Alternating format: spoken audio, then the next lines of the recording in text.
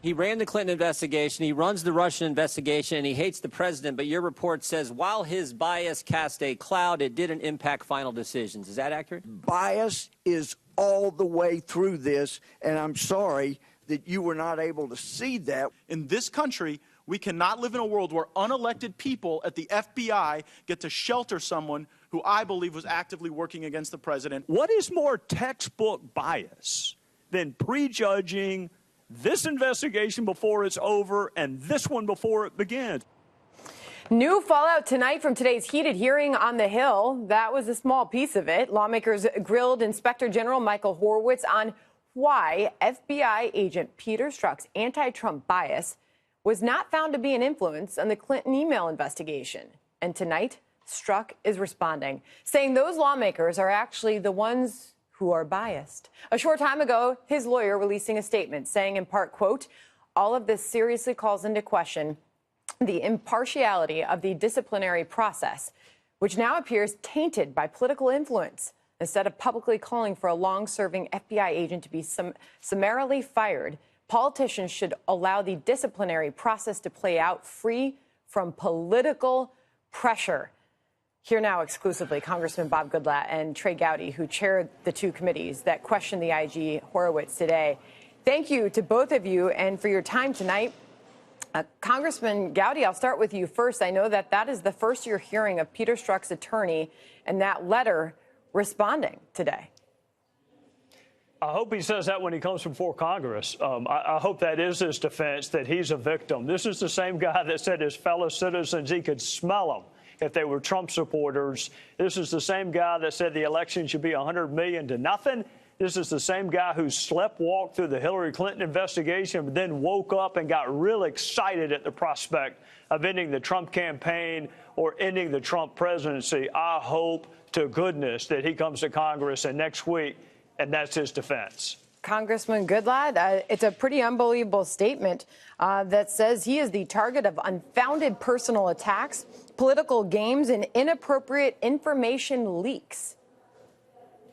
There is absolutely no question that all across our two committees, members on both sides of the aisle acknowledged how appalled they were by the statements that he made, and many acknowledged that making those statements using government offices and government equipment is highly inappropriate, and it clearly reflected upon the distinction between these two investigations where his bias shows through clear and clear.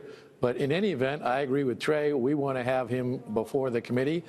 He has now indicated that he would come voluntarily, but he has not pinned himself down on when. So we are imminently going to issue a subpoena to him to appear next week. Okay, so the subpoena's been prepared. It has not been issued yet.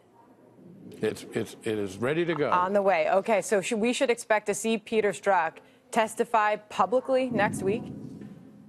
We're still open to working with him, but he needs to understand that he has to do it on our timetable, not on his. So if he's going to appear voluntarily, his lawyer better contact us right away because the subpoena is coming. Well, I think he'll hear that message loud and clear. And Chairman Gowdy, you talked a lot about the timeline of those text messages today. And then the big news that the IG is now confirming that they're looking into whether or not this FBI agent and his bias, whether it impacted the launch of the Russia investigation. That is a big question. Did it? Well, it's the seminal question. If you look at the chronology, of course, in late July of 2016 is when the Russia probe began. And you're not 2 weeks into it before Peter Strzok is saying we'll stop it, with the it being the presidency. We're not 2 weeks into it before he's talking about an insurance policy to make sure Donald Trump is never the president.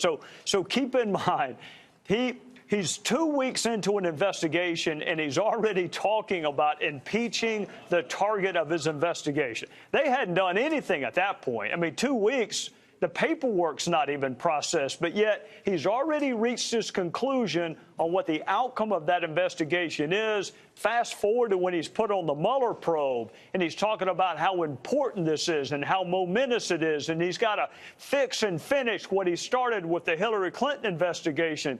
I have never, in 20 years being a prosecutor, seen a law enforcement agent with this amount of animus and bias towards a target, and I hope and pray he comes next week and portrays himself as a victim. I think a lot of people at this point, based on that setup, are going to want to see that as well. But Chairman Goodlatte, as far as now the IG confirming that they are looking into Peter Strzok, those text messages, his role in the launch of this Russia probe, what more, after those hearings wrapping up today, what more do you want to know? Well, there's a lot of things that the Inspector General was not tasked with looking at, but he also, let's just note that same Peter Strzok was deeply involved, the lead investigator in the Hillary Clinton email investigation, and at the same time he was making the statements that Trey just referred to. He was also helping a process that bent over backwards to not follow proper investigative procedures with regard to former Secretary of State and then presidential candidate Hillary Clinton. That is a shocking contrast that should never be allowed again to occur in the Federal Bureau of Investigation. And so we have to continue to pursue that to make sure that the 2020 presidential election or any other future investigation is not tainted by this kind of bias and not tainted by the inappropriate procedures. Happy with the way things went today, Chairman? I thought it was a very good hearing, and I think that many people were today on both sides of the aisle acknowledging that the decision that was made by President Trump, some of them didn't use his name, as recommended to by Deputy Attorney General Rosenstein to fire James Comey, was the correct decision. Chairman Goodlatte and Gowdy, I know it was a really busy day for you, a busy day in Washington, and thanks for coming on the program tonight. We appreciate it. Yes, ma'am. Thank you. Thank you.